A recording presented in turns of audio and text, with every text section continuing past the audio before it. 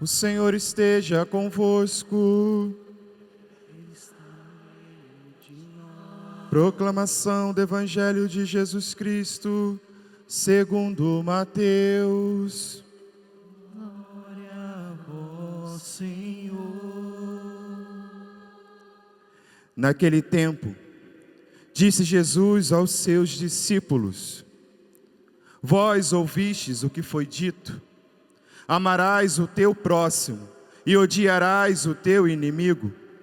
Eu, porém, vos digo: amai os vossos inimigos e rezai por aqueles que vos perseguem.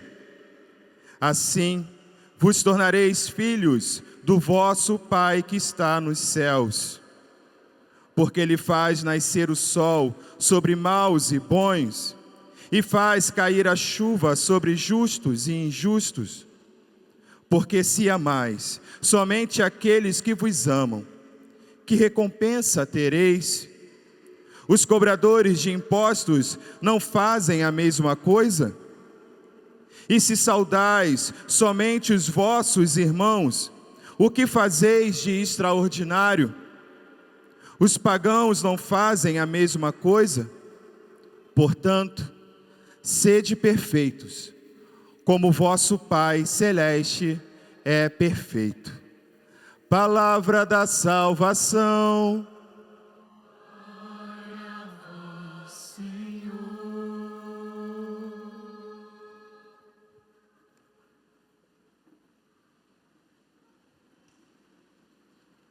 Louvado seja nosso Senhor Jesus Cristo.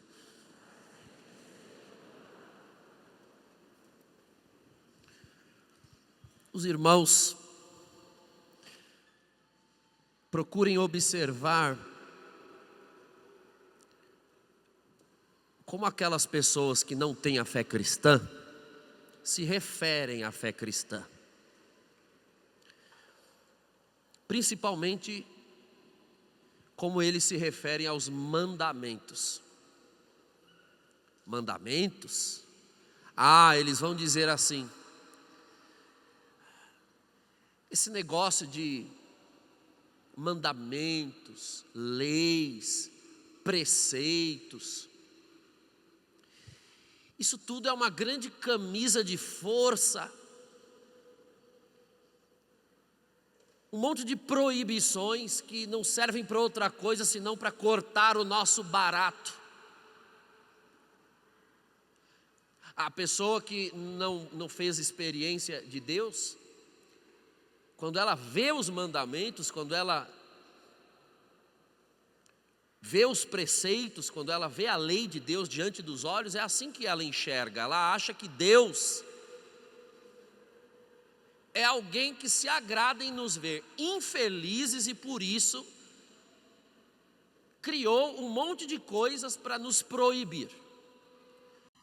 Quando nós éramos pagãos, quando nós éramos sem fé, quando nós ainda estávamos no mundo, nós também enxergávamos dessa forma.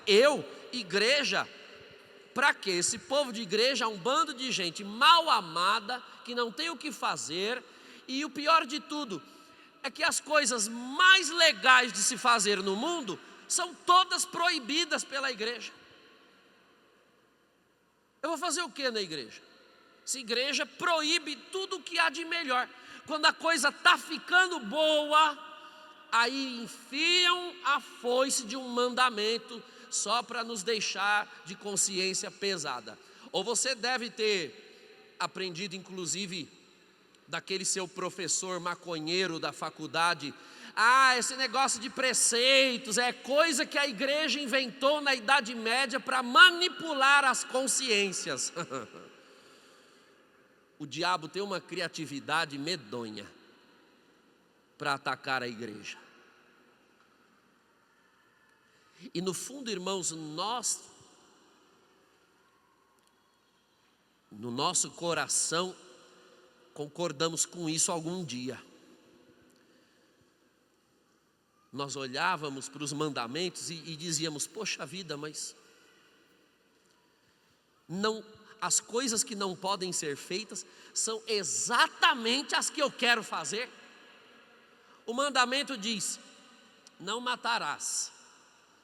Pô, mas a vontade que eu tenho, a maior de todas elas, é esganar alguém. Aí não pode. Tem que honrar pai e mãe, reverenciar pai e mãe, obedecer pai e mãe. Mas eles são os que mais me irritam. Eu tinha vontade de dizer umas verdades na cara deles. Aí não pode também.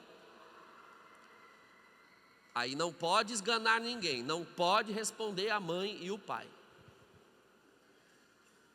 A vida vai ficando tensa. A gente quer se aliviar, fazer alguma patifaria no meio da rua. Não pode também, porque não pode pecar contra a castidade.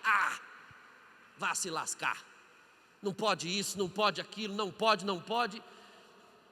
É assim que o pagão pensa. É assim que a pessoa que não nasceu de novo pensa. E desde quando o pagão pensa assim? Desde quando o ser humano que não conhece a Deus pensa assim? Ele pensa assim desde o jardim do Éden. Desde o jardim do Éden. Os irmãos procurem se lembrar que no capítulo 3 do livro de Gênesis, quando Adão e Eva pecaram, e após o pecado eles ouviram os passos de Deus se aproximando do jardim, o que foi que eles fizeram? Foram se esconder atrás da moita. Bom, a humanidade foi expulsa do paraíso e trouxe a moita junto, porque é lá atrás dela que nós nos escondemos toda vez que Deus se aproxima. Quando Deus se aproxima da pessoa, ela começa a se comportar da mesma forma. Alguma coisa dentro de nós acha que Deus é um inimigo ou um perigo, porque afinal de contas, é disso que se esconde ou se foge. Se Adão e Eva foram se esconder e fugir de Deus, é porque algo dentro deles ficou tão desordenado que eles passaram a enxergar a Deus como um inimigo ou uma ameaça. E foram se esconder atrás da moita. E geração após geração, época após época, homem e mulher nascem e vão para trás da moita, quando Deus chega perto. Vocês já repararam quando vão tentar evangelizar alguém, ou tentar trazer para a igreja, elas correm, elas fogem, porque elas veem a sua vida, veem que você só quer saber de igreja, só quer saber de orar, só quer saber de encontro, de retiro, mudou de vida, não vai nos mesmos lugares que você ia com eles, e nos quais eles ainda vão. Não fazem mais as mesmas coisas que fazia com eles e que eles ainda fazem. Eles acham que a sua vida foi estragada por Deus. Eles acham que o seu cérebro sofreu uma lavagem terrível, e toda vez que você se aproxima, eles correm com medo de sofrer a mesma lavagem cerebral. Eles têm medo de virar o que você virou, carola, barata de sacristia, beato. Eles têm pavor disso, e eles correm para trás da moita. E eles não sabem, eles ainda não sabem, que a melhor coisa que nos aconteceu foi tacar fogo no Satanás dessa moita e sair de trás dela. E hoje nós somos livres. E na realidade, aquilo que eles acham que é um corte no barato, porque provavelmente eles estão lá. Comadre, você viu? A menina só quer saber da igreja. Antes, um fim de semana como esse, ela descia para a praia, ela dava um rolê. Agora foi para onde? Com a tal de Canção Nova, sabe Deus lá onde é. Só vive enfiada em coisa de igreja. Eles te enxergam como alguém aprisionado. Só você sabe que você é livre de verdade. Irmãos, nós que já enxergamos as coisas dessa maneira, não podemos cair no engodo, no engano de voltar a enxergar dessa forma. Em outras palavras, eles acham que a lei de Deus, que a palavra de Deus, que a doutrina da igreja nada mais é do que um moralismo. Não é essa a acusação que se faz? A igreja moralista, a igreja puritana, a igreja retrógrada, a igreja medieval. Ui, meu Deus, que medo.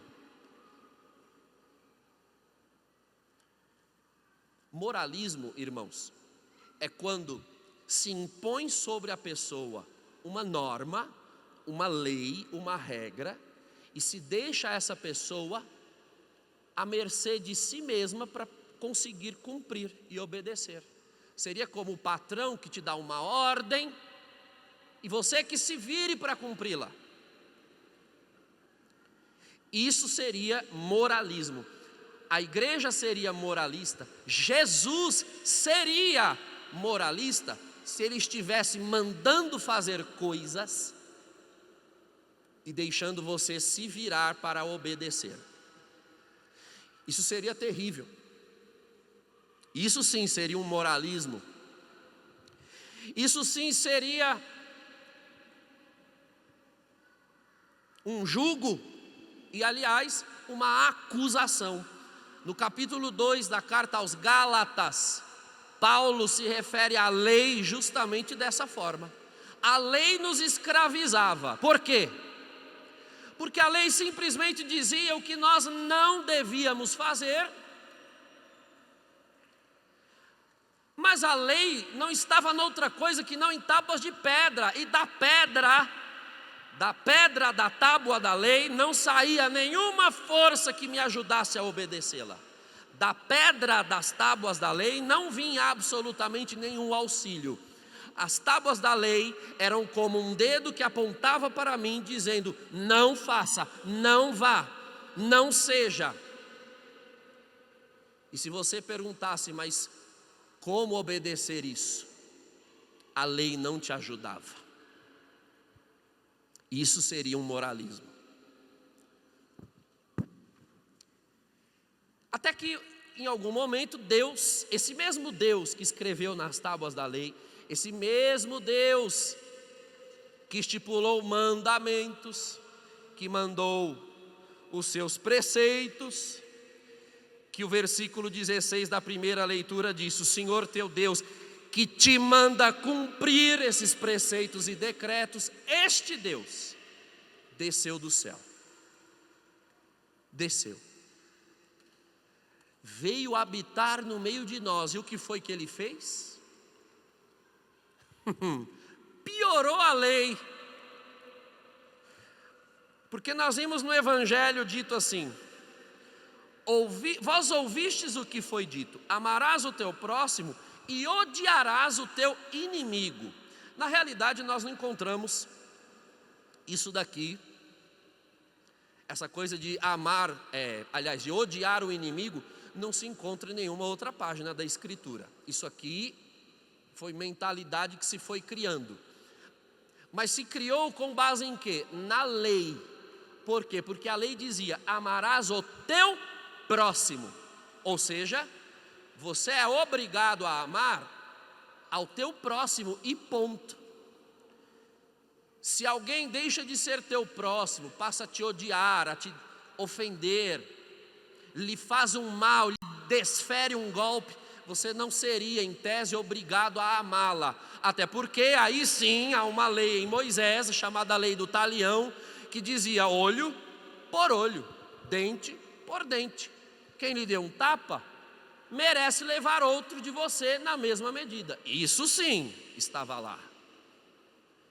Aí vem Jesus, que eventualmente alguém esperava que viesse libertar do jugo, do peso da lei, e aparentemente aumentou o peso, se você reparar. Aparentemente aumentou o peso. Porque se antes eu só tinha que amar o próximo, e inclusive tentava dar um jeito de manipular essa lei, não é? Eu já ouvi gente dizer assim: bom, Deus manda amar o próximo, então não é esse aqui, é o próximo só, o outro, esse aqui agora não. Ou seja, para não amar ninguém, é o próximo. Olha, Jesus diz: eu porém vos digo, amai os vossos inimigos. E agora lascou, porque já era difícil amar o próximo, agora tem que amar o inimigo. Reparem se não parece que a lei que já era dura ficou ainda pior. O peso aumentou. Mas logo em seguida, no versículo 45, Jesus diz assim: porque Ele, o vosso Pai, que está nos céus, Ele faz nascer o sol sobre maus e bons, e faz cair chuva sobre justos e injustos. O Senhor está aqui prenunciando que o Pai do céu oferece agora nele, em Jesus Cristo, graça e poder para cumprirmos os seus mandamentos. Aliás, havia essa promessa já lá no Antigo Testamento, no capítulo 36 do profeta Ezequiel. Deus disse: chegará o dia em que eu abrirei o vosso peito, eu tirarei esse coração de pedra, esse coração de homem velho, de mulher velha, eu vou tirar essa moita atrás da qual você se esconde, eu vou tirar, eu vou colocar um de carne e eu vou pôr dentro o meu espírito, e daquele dia em diante cumprireis os meus mandamentos, e naquele dia, diz o Senhor, ninguém precisará dizer faça isso ou faça aquilo, porque já saberão. Um poder, uma força, melhor ainda, uma pessoa em nós nos leva a cumprir. De tal maneira que Jesus não veio instaurar ou agravar um moralismo. Quando a palavra de Deus te ensina algo, quando a doutrina de Deus te diz algo, saiba que ela não está com o dedo apontado, simplesmente mandando você fazer. Ela está com a mão estendida, te dando dom de Deus, graça, poder, virtude, avivamento, ajuda do céu, para te levar a obedecer. Deus não está simplesmente do céu mandando, Ele está na terra, em Jesus Cristo, nos sacramentos e na igreja, te ajudando, te conduzindo, te amparando. Ninguém pode alegar mais que nós somos pura e simplesmente alvo de um moralismo, de um conjunto de leis. Isso seria terrível se Deus não nos ajudasse, porque uma coisa é pedir grandes objetivos de nós, outra coisa é nos largar na terra à mercê de nós mesmos para cumprir. Não é assim que Deus nos trata. Saiba que se o Senhor está pedindo de você amor a quem não merece amor, saiba que Ele mesmo é o primeiro a tomar a iniciativa para te ajudar a amar. Afinal de contas, se sermos cristãos, se sermos santos, não passar de um conjunto de comportamentos externos que não nos desafiem em absolutamente nada, me desculpe, mas nada disso aqui teria graça. A palavra não te desafia, ou como nós ouvimos na parte da tarde na boca do servo de Deus, a palavra não te confronta, não te desinstala, não te provoca. Ah, bom, meu Deus do céu, então nós estamos fazendo o que aqui? É óbvio que o pedido que Jesus faz de nós é humanamente impossível, e deveria ser, porque se for humanamente possível, aquela pessoa que conseguir cumprir se arrogaria autor da própria virtude. A igreja condenou no século V uma heresia chamada pelagianismo, que dizia justamente isso. O pelagianismo dizia assim: olha, Jesus é um modelo a ser seguido. Ok, até aqui tudo bem. E você, se olha para Jesus e não o imita perfeitamente, é pura e simplesmente porque você não tem vergonha na cara, porque você, se esforçar um pouquinho, consegue imitá-lo. Porque a força está em você. O poder está já em você. Desde que você nasceu, Deus colocou a força em você. Esse pelagianismo hoje ainda existe, talvez não mais chamado dessa forma, mas ele aparece em todos esses discursos analgésicos, esses discursos de pantufa à la coaching, que quer enfiar na sua cabeça que sim, você pode, sim, você consegue, sim, basta você querer, basta você desejar e você vai subir. Pois eu estou aqui para pregar para você que você não pode, você não consegue, você não vai subir se Cristo não segurar na tua mão. Nem toda boa vontade do mundo te fará santo, se a graça de Deus não vier te santificar. Não estou dizendo com isso que agora você vai cair na outra heresia do outro oposto, que também já foi condenada pela igreja, chamada quietismo. Bom, já que não é o meu esforço que me santifica, não é o meu empenho que me torna santo, então eu vou deitar aqui numa rede, tomar um suco de laranja e esperar que Deus desça do céu e me santifique. Bom, isso aí não é santidade, isso aí é Fortaleza no Ceará. Uma rede entre dois coqueiros e suco de laranja.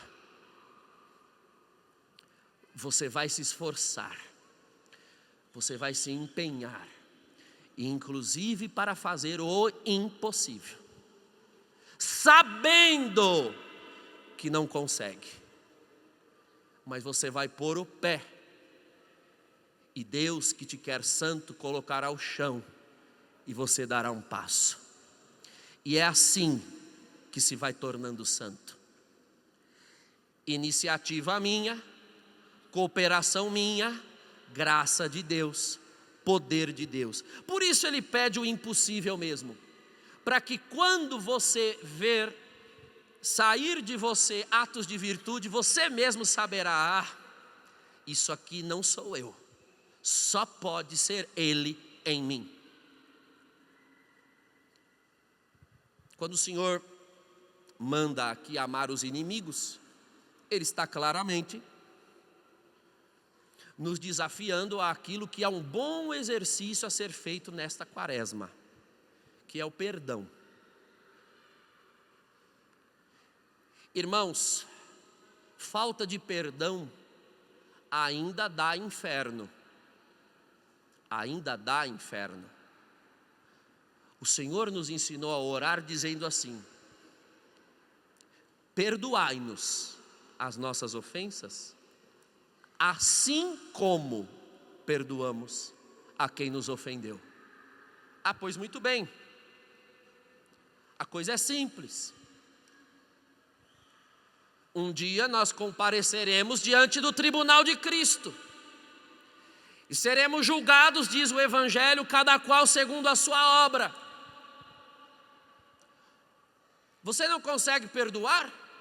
Não consegue amar um inimigo? Não consegue amar quem lhe fez um mal? A grande dificuldade de fazer isso vem do fato de que você olha demais para essa pessoa e olha pouco para si mesmo. Porque no dia em que você olhar para si mesmo, você descobrirá que se o outro foi delinquente ao te ferir, você também não é inocente na face da terra. Nenhum de nós é inocente na face da terra. Lhe fizeram um mal, lhe feriram, lhe machucaram. Escuta, mas olhe para você, olhe direito para você. Peça o Espírito Santo que te revele você mesmo a você, então você nunca machucou ninguém? Então você nunca feriu ninguém? Não, padre, mas foi uma traição terrível. Foi uma palavra muito dura. Ah, não, e você nunca foi linguaruda, não. Você não. O outro foi com você, mas você nunca foi com ninguém, é isso mesmo? Olhe para a sua vida e veja de quanto perdão você precisa no dia em que comparecer o tribunal de Cristo. E se faça a pergunta simples: está podendo se dar o luxo de não perdoar? Você tem tanto crédito assim? Tanto crédito no banco do eterno que está podendo se dar o luxo de não perdoar? Porque afinal de contas, se você não perdoar, não será perdoado.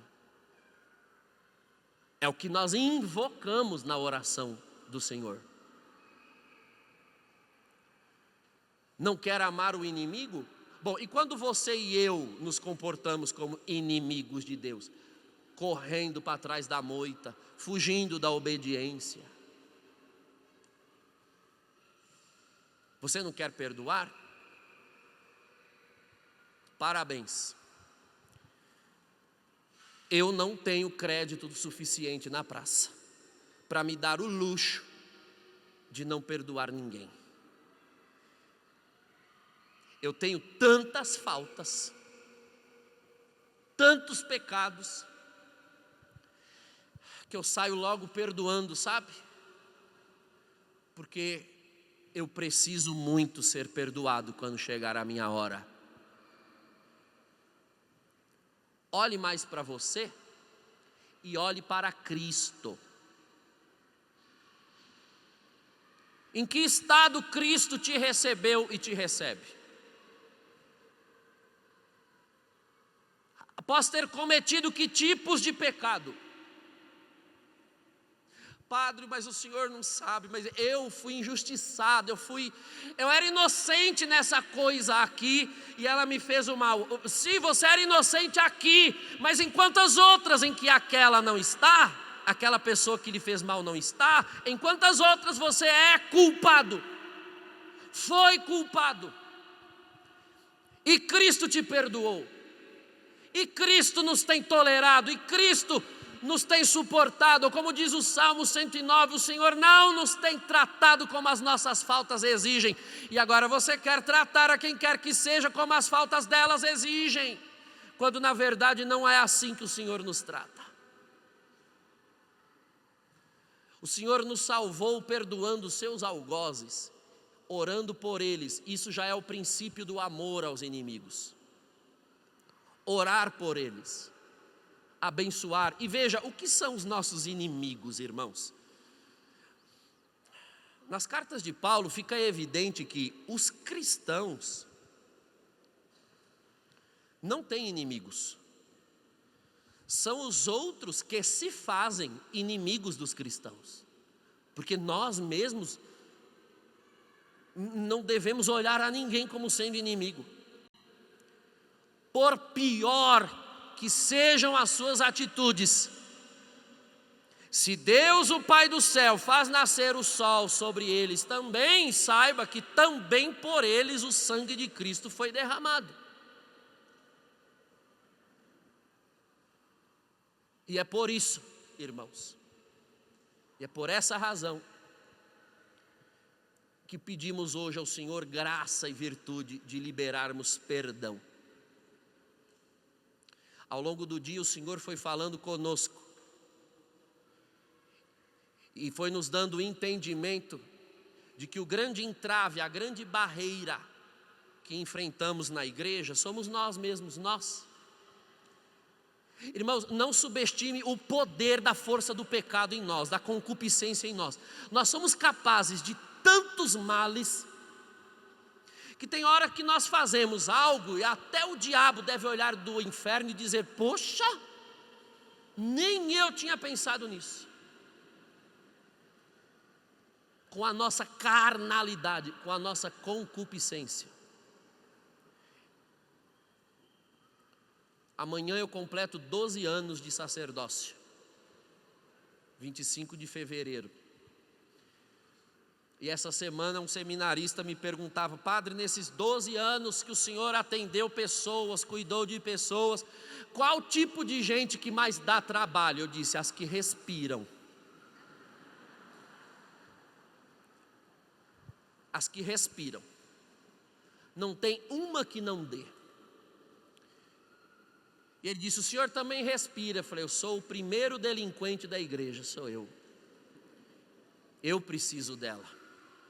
Eu preciso de misericórdia. E como fazermos então para alcançarmos esses objetivos tão altos?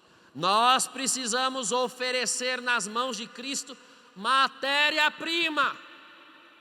Os irmãos reparem que nada na Escritura Deus fez sem que o ser humano desse alguma matéria-prima. Nada. Deus, que é o Criador de tudo e tem poder para criar coisas do nada, tanto que o fez, não faz mais nada sem matéria-prima, sem cooperação. Aliás, o próprio Santo Agostinho disse certa vez: Deus que nos criou sem nós não nos salvará.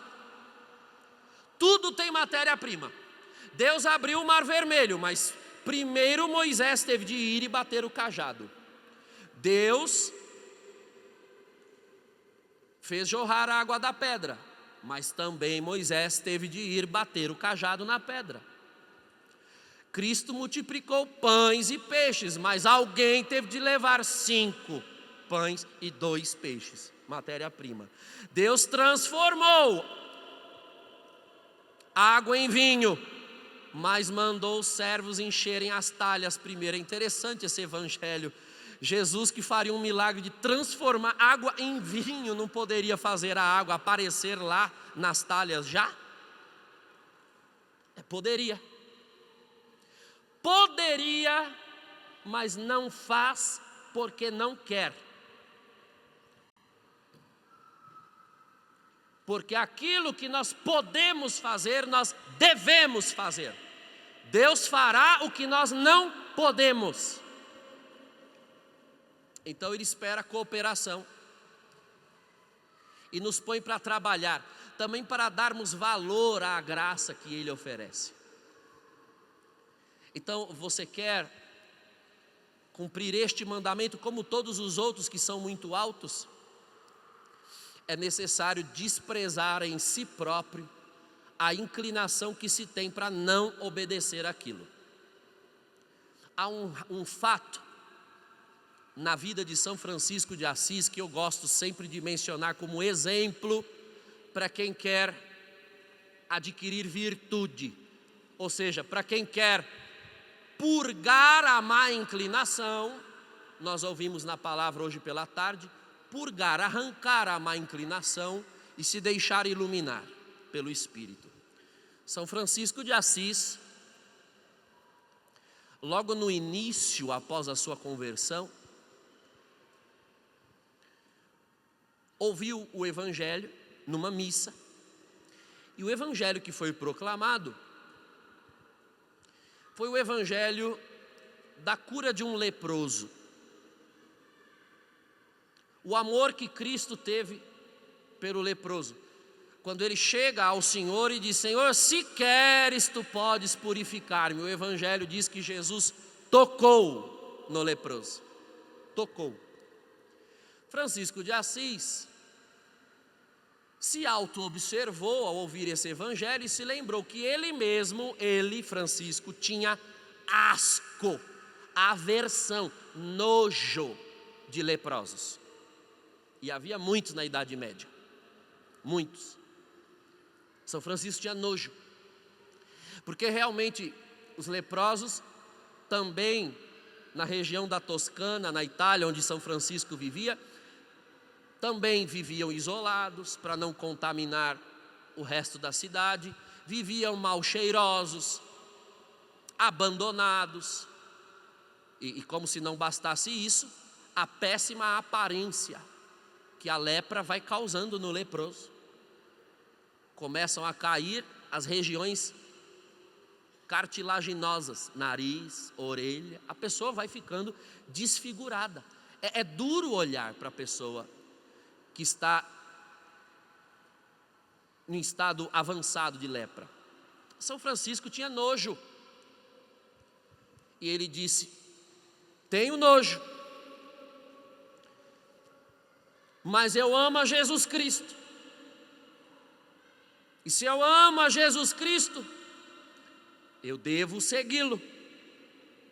E segui-lo significa pôr o pé onde ele pôs, ir até onde ele foi e fazer o que ele fez. E se o Senhor tocou no leproso, eu também vou tocar. Para que foi que ele pensou nisso? Deus faz de propósito, viu? Quando você firma um plano diante de Deus, Ele prepara na hora a ocasião para você praticar. Quando ele pensou isso, eu preciso aprender a amar os leprosos. Quem chega dobrando uma esquina? Um leproso.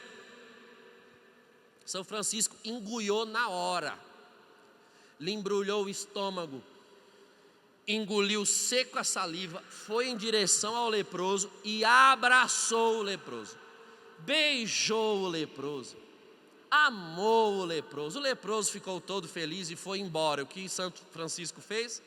Vomitou,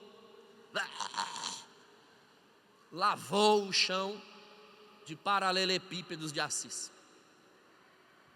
Nojo. Aí você vai dizer: bom, então São Francisco amou o leproso de mentira. Na realidade ele tinha nojo e portanto foi falso.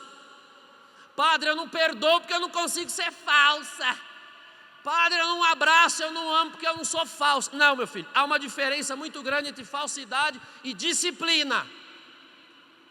Falsidade é quando você finge ser uma coisa que você na realidade não quer ser. Você finge ser aquilo para obter em algum momento, de alguma forma, algum benefício. Porque a hora que você puder manifestar aquilo que realmente você manifesta. Isso é falsidade. Falsidade é uma casca externa que nunca vai se tornar comportamento interior, porque a pessoa não quer, ela mantém aquela aparência por interesse, mas no fundo ela mesma sabe o que ela é, quem ela é e não quer mudar. Outra coisa, irmãos, é disciplina. Aliás, a palavra disciplina está para a palavra discípulo, na mesma raiz. Ninguém pode ser discípulo sem disciplina. São Francisco não foi falso, São Francisco teve disciplina. É obrigar-se a ser uma coisa que eu ainda não sou, mas tanto quero ser que me obrigo desde já e forço. Santo Tomás dizia, com base em Aristóteles, virtude é o bom hábito repetido. Se você não faz, nunca vai virar virtude. Francisco de Assis teve a disciplina de abraçar o leproso mesmo com nojo. E depois do nojo e do vômito que ele fez, procurou outro leproso para abraçar de novo. E vomitou de novo. E procurou outro. E abraçou de novo. Arrotou, mas não vomitou. Abraçou mais outro. Arrotou de novo, mas já não vomitou. E foi abraçando, um depois do outro. E quando ele percebeu, já não tinha nojo dos leprosos. E quando ele percebeu, ele já estava amando os leprosos. E caso você não saiba, São Francisco morreu na casa dos 40 anos, numa caverna de leprosos, cuidando dos leprosos, adquirindo lepra de tanto amá-los. O que era um nojo virou virtude. O Senhor é poderoso para tirar você do mais profundo abismo e te levar ao mais alto céu. Mas para isso é necessário se propor a disciplina cristã. Ponha o pé, Deus porá o chão. Dê a iniciativa, o Senhor dará a graça. Tome uma decisão, o Senhor te revestirá de unção e não nos deixará entregues a nós mesmos, porque é o primeiro interessado a nos ver sair de trás da moita da fuga e nos alimentar com sua carne e o seu sangue na missa de hoje. Ele que é a árvore da vida. Seja louvado nosso Senhor Jesus Cristo.